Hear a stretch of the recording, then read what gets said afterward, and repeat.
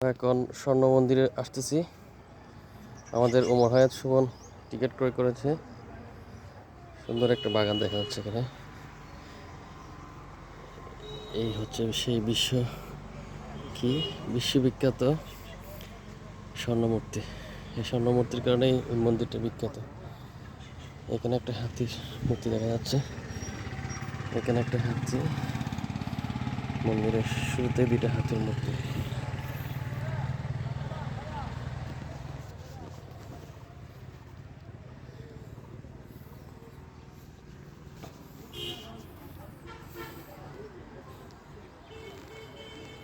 খুবই চমৎকার স্থাপত্য শিল্প প্রদর্শনী।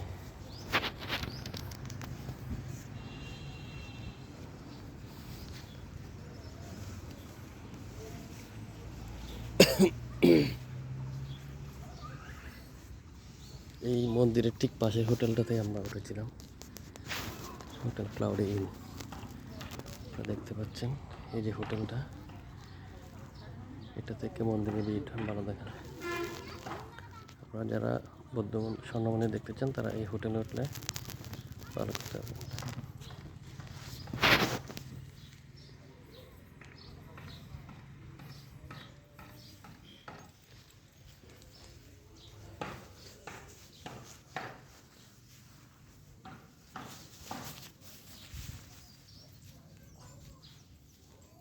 এখানে বিশাল আমাদের থাকার জায়গা।